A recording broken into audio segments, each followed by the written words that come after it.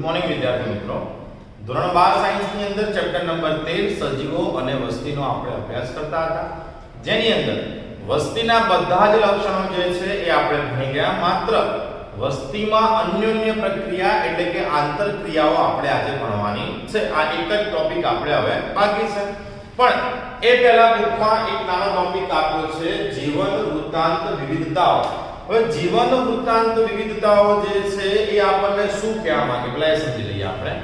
તો જીવન વૃત્તાંત વિવિધતા જે છે એ આપણને એવું સમજાવવા માંગે છે કે અલગ અલગ નિવાસ સ્થાનોની અંદર અલગ અલગ પ્રકારની આબોહવા અને પરિબળો જે છે અસર કરે છે, અને એના આધારે એ નિવાસ સ્થાનની અંદર સજીવો પોતાનામાં અમુક અનુકૂલનો જે છે એ વિકસાવે છે, જેના આધારે અલગ અલગ નિવાસ સ્થાનના સજીવોમાં અલગ અલગ પ્રકારની વિવિધતાઓ જોવા મળે.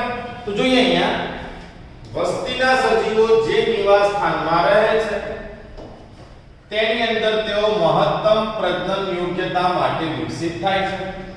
જેમ કે કેટલાક સજીવો પોતાના સમગ્ર જીવનકાળમાં એક જ વાર પ્રજનન કરે અને એક જ વાર સંતતિ ઉત્પન્ન કરે. જેમ કે આપણે આગળ પણ એકવાર ભણી ગયા છે સાલ્મન માછલી, બરાબર, અને બીજું વનસ્પતિમાં જોઈએ તો વાંસ. તો કેટલાક સજીવો એવા પણ છે કે જે પોતાના જીવનકાળમાં અનેક વાર પ્રજનન કરે. એક્ઝામ્પલમાં આપણે સસ્તન લઈ શકીએ, આ સિવાય પક્ષીઓ પણ હોઈ શકે. ઓકે, તો કેટલાક સજીવો જીવનકાળમાં એક જ વાર પ્રજનનોત્પત્તિ કરે છે, કેટલાક સજીવો જીવનકાળમાં અનેક વાર પ્રજનન કરે છે.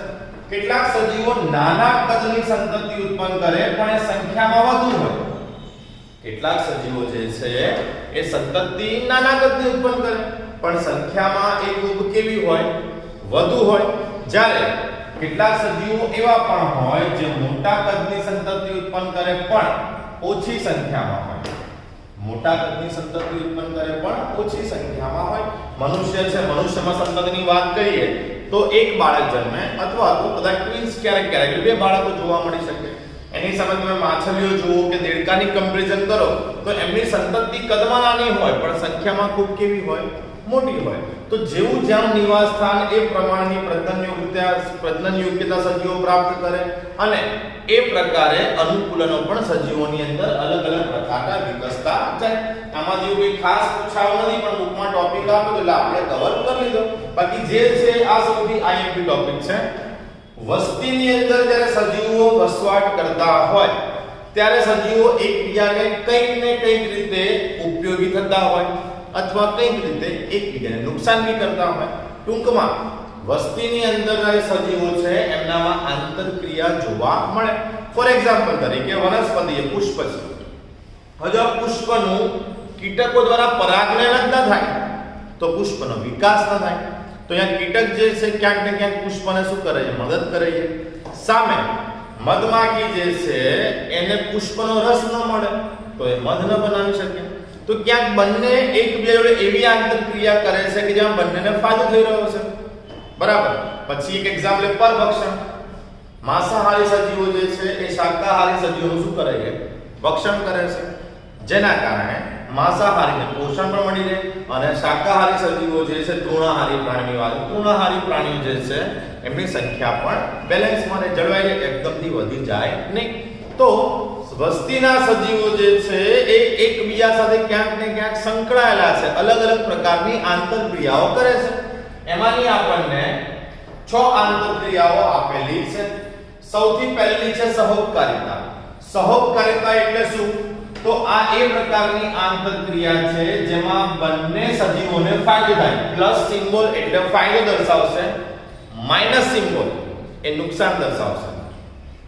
સહોપકારિતા એ પ્રકારની આંતરક્રિયા છે જેમાં બંને સજીવોને ફાયદો થાય.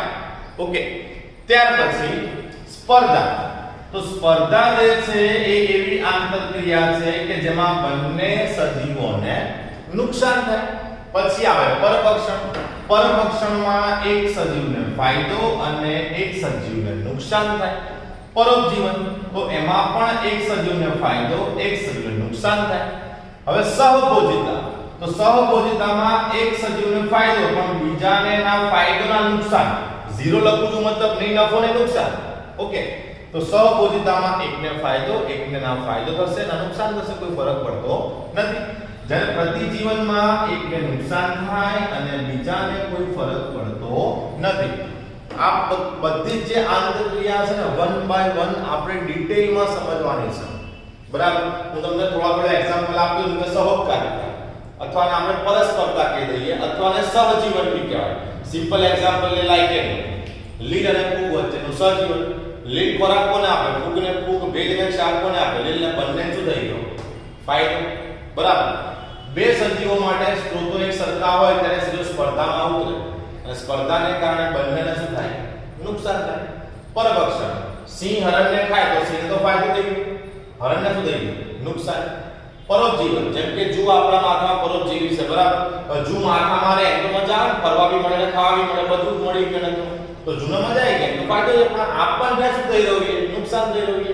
બરાબર, સહભોજિતા એનું એક્ઝામ્પલ જ્યારે ભણીશું ને ત્યારે જ સમજાય છે, કારણ કે થોડું ડિટેલમાં જવું પડશે. સેમ વસ્તુ પ્રતિજીવન માટે બી છે.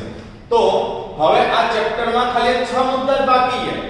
આપણે સહકારિતા, સ્પર્ધા, પરભક્ષણ, પરોપજીવન, ત્યાર પછી સહભોજિતા અને પ્રતિજીવન, આટલા જ ટોપિક જે છે આ ચેપ્ટરમાં બાકી છે. ત્યાર પછી આ ચેપ્ટર આપણું પૂરું થઈ જશે.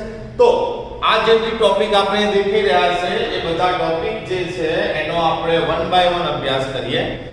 તો વિદ્યાર્થી મિત્રો, વસ્તીના સજીવોની આંતરક્રિયામાં આપણને સૌપ્રથમ પરભક્ષણ આપ્યું છે એટલે આપણે પરભક્ષણનો અભ્યાસ કરીશું. બીજું કે અહીંયા બોર્ડ ઉપર આપણે જેટલા અગત્યના મુદ્દા આ ટોપિકમાં સમાવવાના છે એટલા જ મુદ્દા લખ્યા છે. બરાબર, આખી થિયરી આપણે લખી રહ્યા નથી. તો લખતી વખતે તમારે તમારી બુકમાંથી લખવાનું છે. બોર્ડ ઉપર તમને સમજવા મળશે. બુકની અંદર જેટલા પણ ટોપિક છે આ ટોપિકની અંદર એ બધા આપણે કવર કરી લીધા છે, પણ ખાલી મુદ્દા લખ્યા છે. આખી વાક્ય રચનાઓ અહીંયા આપણે લખી નથી. એટલે એકવાર ફરીથી કહું, જ્યારે બી પરભક્ષણ લખો છો તો આગળના મુદ્દાઓ લખો છો તો એમને તમારે બુકમાંથી લખવાના રહેશે. જો સૌથી પહેલું છે પરભક્ષણ. પરભક્ષણ એટલે શું? તો એક સજીવ જે છે એ બીજા સજીવનો શિકાર કરીને એને ખાય છે, અથવા એક સજીવ અન્ય સજીવને ખાય છે, એને આપણે શું કહીએ છીએ? પરભક્ષણ. હવે જુઓ, પરભક્ષણ એ પ્રકૃતિની એવી વ્યવસ્થા છે જેમાં વનસ્પતિઓ દ્વારા સ્થાપિત કરાયેલી ઊર્જા ઉચ્ચ પોષક સ્તરોએ સ્થાનાંતરિત થાય. આ કેવી સમજી શકીએ આપણે? જુઓ તો સૂર્યપ્રકાશમાંથી જે કંઈ પણ શક્તિ આવશે એ ખાલી અને ખાલી કોની પાસે આવશે? વનસ્પતિ પાસે, કારણ કે પ્રકાશ સંશ્લેષણની ક્ષમતા કોની પાસે? વનસ્પતિ પાસે. હવે વનસ્પતિનું ભક્ષણ કોણ કરશે? તૃણાહારી. એટલે ઊર્જા ગઈ એક પોષક સ્તરમાંથી બીજા પોષક સ્તરમાં. તૃણાહારીનું ભક્ષણ કોણ કરશે? તો માંસાહારી. અને માંસાહારીનું ભક્ષણ કોણ કરશે? તો ઉચ્ચ કક્ષાના માંસાહારી. તો આ રીતે ભક્ષણની ક્રિયા દ્વારા એક પોષક સ્તરમાંથી શક્તિ બીજા પોષક સ્તરમાં, ત્યાંથી ત્રીજા અને ત્યાંથી ચોથા એમ ક્રમશઃ પોષક સ્તરોમાં સ્થાનાંતરિત થઈ શકે છે. જ્યારે કે આપણને પરભક્ષણ શબ્દ છે, આપણે એવું કે વાઘ જે છે આ વાઘે હરણનો શિકાર કર્યો એટલે વાઘ પરભક્ષી. પણ તમે કલ્પના કરો કે ચકલી, તો ચકલી બી તો વનસ્પતિના બીજ ખાય છે. તો ચકલી બી આમ જોવા જઈએ પરિસ્થિતિ વિદ્યાર્થી જ્યારે અભ્યાસ કરીએ ત્યારે ભલે આપણે ચકલીને તૃણાહારી ગણતા કે બે તૃણાહારી પક્ષી છે, પણ એક રીતે જોવા જઈએ તો ચકલી બી તો પરભક્ષી જ કહેવાય ને, કારણ કે એણે બી તો બીજનું કે અન્ય વનસ્પતિને ખાધી. ખાધી મતલબ શું કર્યું? ભક્ષણ કર્યું. મતલબ તૃણાહારી પ્રાણીઓ જે છે પરિસ્થિતિ વિદ્યાકીય સંદર્ભે જોવા જઈએ તો તૃણાહારી પ્રાણીઓ વનસ્પતિને ખાઈ રહ્યા છે, એટલે તેઓ બી એક પ્રકારે પરભક્ષી જ કહી શકાય. તો પહેલો પરભક્ષણનો ફાયદો શું? કે એક પોષક સ્તરમાંથી બીજા પોષક સ્તરોમાં શક્તિનું સ્થળાંતરણ થઈ શકે. બીજું, પરભક્ષીનો બીજો સૌથી મોટો ફાયદો છે કે શિકાર વસ્તીનું નિયંત્રણ થાય. વિચાર કરો કે કોઈ વિસ્તારની અંદર પરભક્ષી છે જ નહીં, કોઈ વિસ્તારમાં પરભક્ષી છે જ નહીં, તો એ વિસ્તારમાં જે શિકાર જાતિઓ છે એમની સંખ્યા કેટલી બધી વધી જશે. ફોર એક્ઝામ્પલ, જંગલમાં સિંહ નથી, પછી દીપડો નથી, ચિત્તો નથી, વાઘ નથી, એવા કોઈ મોટા પરભક્ષી પ્રાણી છે જ નહીં. પણ વિચાર કરો હરણની સંખ્યા અથવા બીજા અન્ય જે શિકાર સજીવો છે એમની સંખ્યા કેટલી બધી વધી જશે. ઓકે, આનું એક એક્ઝામ્પલ આપવામાં આપણને આવ્યું છે કે આપણે કોઈ નવા વિસ્તારની અંદર બહારથી કોઈ જાતિ જ્યારે લાવીએ ત્યારે શું સમસ્યા સર્જાય. ફોર એક્ઝામ્પલ તરીકે 1920 ની શરૂઆતમાં ઓસ્ટ્રેલિયાની અંદર બહારની જાતિ તરીકે ફાફડાથોર લાવવામાં આવ્યો. હવે થયું શું કે ઓસ્ટ્રેલિયાને જ્યારે ફાફડાથોરનો ઉછેર કરવાની શરૂઆત કરવામાં આવી તો એ વિસ્તારની અંદર કોઈ કુદરતી પરભક્ષી કે જે ફાફડાથોરનું ભક્ષણ કરતા હોય એવા કોઈ કુદરતી પરભક્ષીઓ હાજર હતા નહીં. અનુકૂળ વાતાવરણ હતું, પરભક્ષીઓ કોઈ હતા નહીં, તો ફાફડાથોરની સંખ્યામાં ઝડપથી વધારો થયો. એટલે કે એવું કહે છે કે ફાફડાથોરની વસ્તીમાં વસ્તી વિસ્ફોટ થઈ ગયો. ખૂબ ઝડપથી આખા ઓસ્ટ્રેલિયાની અંદર આ વનસ્પતિ પથરાવા લાગી. હવે જેટલી ઝડપથી આ વનસ્પતિ પથરાય એની સામે બીજી વનસ્પતિ જે છે તે નુકસાન થશે, કારણ કે મોટા ભાગનો એરિયા કોણ કવર કરવા લાગ્યું? ફાફડાથોર. ત્યાર પછી જ્યારે આ વસ્તુ ધ્યાનમાં આવી ત્યારે ચોક્કસ પ્રકારના ફુદ્દાઓ કે જે ફાફડાથોરનું ભક્ષણ કરતા હતા એવા ફુદ્દાઓને ઓસ્ટ્રેલિયાના નિવસન તંત્રમાં લાવવામાં આવ્યા. હવે જ્યારે આ ફુદ્દાઓને આપણે ઓસ્ટ્રેલિયા નિવસન તંત્રમાં લાવવામાં આવ્યા તો આ ફુદ્દાઓએ ફાફડાથોરનું ભક્ષણ કરવાનું શરૂ કર્યું અને થોડાક સમયગાળામાં અને થોડાક વર્ષોની અંદર ફાફડાથોરની વસ્તી જે છે એ નિયંત્રણમાં આવી ગઈ. તો બહુ સિમ્પલ લોજિક છે કે પરભક્ષીઓ છે જ નહીં. જો પરભક્ષીઓ નથી તો શિકાર વસ્તી જે છે એની સંખ્યામાં ભયંકર વધારો જોવા મળશે. ત્રીજું એનું મહત્વ શું છે કે પરભક્ષીઓ જે છે આ પરભક્ષીઓ સ્પર્ધાની તીવ્રતાને ઓછી કરી દે છે અને જાતિ વિવિધતા ટકાવી રાખે છે.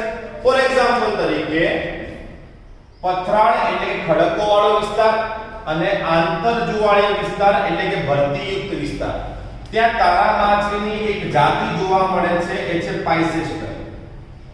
ત્યાં તારા માછલીની એક જાતિ જોવા મળે છે, એ છે પાઇસેસ્ટર. હવે આ પાઇસેસ્ટર જે છે એ ત્યાંના કેટલાક સજીવો જે છે એનું ભક્ષણ કરે છે.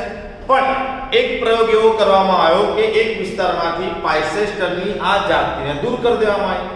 હવે પાઇસેસ્ટર જ્યારે દૂર થઈ ગઈ ત્યારે સજીવો ત્યાં જે હતા શિકાર સજીવો એમની સંખ્યા શું થઈ ગઈ? એમની સંખ્યા વધી ગઈ. સંખ્યા વધી એટલે સજીવો સ્પર્ધામાં ઉતર્યા, કારણ કે બધાની જરૂરિયાત કેવી હોય? એકસરખી હોય. જરૂરિયાત એકસરખી હોય અને સંખ્યા જ્યારે ઝડપથી વધી રહી હોય તો સ્પર્ધા પણ શું થાય? વધે. અને એના કારણે અમુક સમયગાળામાં જ ત્યાં અપૃષ્ઠવંશીની ઘણી બધી જાતિઓ લુપ્ત થઈ ગઈ. હું તમને સમજાવું કે માની લો કે અહીંયા બે સજીવ જે છે એ સ્પર્ધામાં ઉતર્યા, બરાબર. હવે એક ભક્ષક હતું કે જે આમની સંખ્યા નિયંત્રણમાં રાખતું, પણ આપણે ભક્ષકને અહીંથી દૂર કરી લીધું. ભક્ષક દૂર થયું એટલે આમની સંખ્યા પણ વધી અને આમની સંખ્યા પણ વધી. સામે સ્ત્રોતો કેવા હતા? મર્યાદિત. એટલે સજીવો સ્પર્ધામાં ઉતર્યા. હવે સ્પર્ધામાં જે મજબૂત સજીવો હતા એ ટકી ગયા, જે મજબૂત નતા એનો નાશ થઈ ગયો. સમજ પડી? મતલબ જો હું પરભક્ષીને આ વિસ્તારમાંથી આપણે હટાવી દીધા, તારા માછલી જાતિની પાઇસેસ્ટર એને આપણે દૂર કરી, તો સ્પર્ધા શું થઈ ગઈ? વધી ગઈ. કારણ કે એમની સંખ્યા, કોની સંખ્યા? અપૃષ્ઠવંશીની સંખ્યા પણ વધી ગઈ. એમનું ભક્ષણ કરવા માટે જે પરભક્ષી હતું એને તો આપણે દૂર કરી નાખ્યું. બસ જ્યારે સ્પર્ધા વધી ગઈ તો એ સ્પર્ધાને કારણે જે સક્ષમ સજીવો હતા એ ટકી ગયા, જે સક્ષમ નતા એ લોકો વિલુપ્ત થઈ ગયા કે નાશ પામ્યા. તો આ બી એક ફાયદો છે કે સ્પર્ધાની તીવ્રતા ઓછી કરી રાખશે. સ્પર્ધાની તીવ્રતા ઓછી રહેશે તો કોઈ પણ જાતિ લુપ્ત થશે નહીં. એટલે કે જાતિ વિવિધતા જે છે એ પણ ટકી રહેશે. તો પરભક્ષણના આ ત્રણ ફાયદા: એક, પોષક સ્તરમાંથી શક્તિને બીજા ઉચ્ચ પોષક સ્તરમાં મોકલી શકાય, શિકાર વસ્તુ નિયંત્રણ થાય અને સ્પર્ધાની તીવ્રતા ઘટાડી જાતિ વિવિધતા ટકાવી શકાય.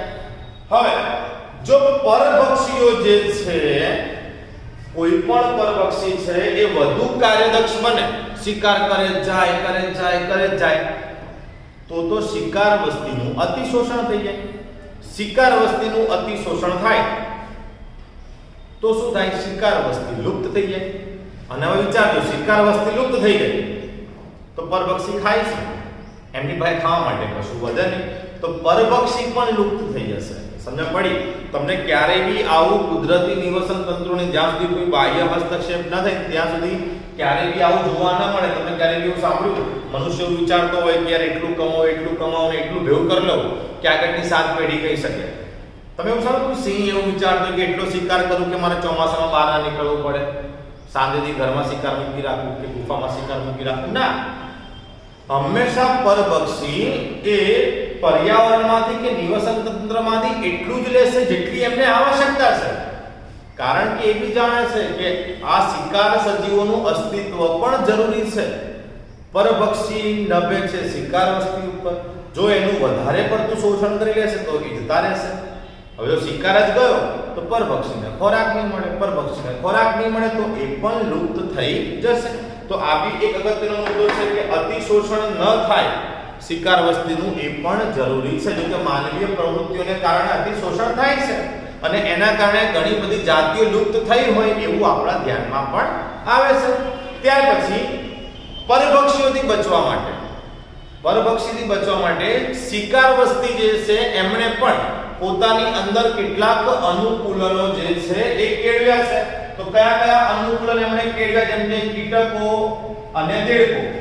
તો તેઓ અમુક અંશે રંગ પરિવર્તન કરી લે છે.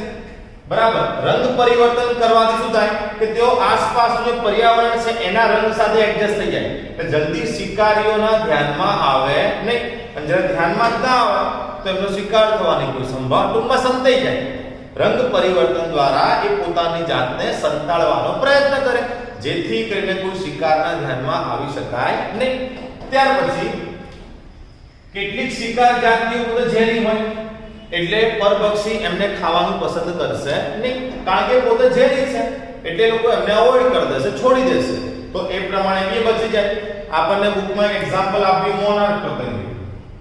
મોનાર્ક પતંગિયું છે એના શરીરમાં એક વિશેષ અરુચિકર રસાયણ ઉત્પન્ન થાય. અરુચિકર મતલબ કે બહુ ગંદુ રસાયણ હોય, એને કોઈ પરભક્ષી ખાય તો ગાણું ગણો જાય કે આ શું ખાઈ લીધું. સમજ પડી? તો એવું અરુચિકર રસાયણ ઉત્પન્ન થતું હોવાને કારણે પરભક્ષી મોનાર્ક પતંગિયાને ખાતા નથી. તો સ્વાભાવિકપણે એને તો સીધે સીધું શું મળી ગયું? રક્ષણ મળી ગયું. મોનાર્ક પતંગિયાની અંદર આ અરુચિકર રસાયણ ક્યારે આવ્યું?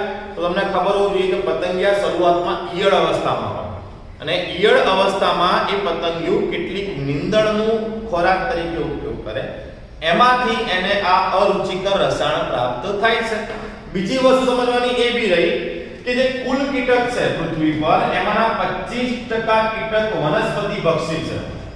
25% કીટક જે છે એ વનસ્પતિ ભક્ષી છે. હવે વનસ્પતિ કઈ રીતે પોતાની જાતને બચાવશે? માન લો કોઈ પ્રાણી હોય તો ભાગી ગયું, રંગ પરિવર્તન બી કરી લીધું, વનસ્પતિ પાસે તો ભાગવાનો ઓપ્શન તો છે જ નહીં, એ તો જ્યાં છે એમની જ ઊભી રહેશે. તો વનસ્પતિ જે છે એ આ પ્રકારના પરભક્ષીઓથી બચવા માટે શું કરે? તો સૌથી પહેલું અનુકૂલન તો છે કંટક. બરાબર? જો બાવળ છે, બોરડી છે, એવી અલગ અલગ વનસ્પતિ ઉપર કંટક આવતા હોય, એ કંટક જે છે એ કંટકથી એ પરભક્ષીઓ સામે રક્ષણ મેળવી શકે. કાંટા વાગવાની બીકે પરભક્ષીઓ એમની નજીક આવશે નહીં. બીજી સંભાવના છે કે તેઓ બીમાર કરતા રસાયણ ઉત્પન્ન કરે.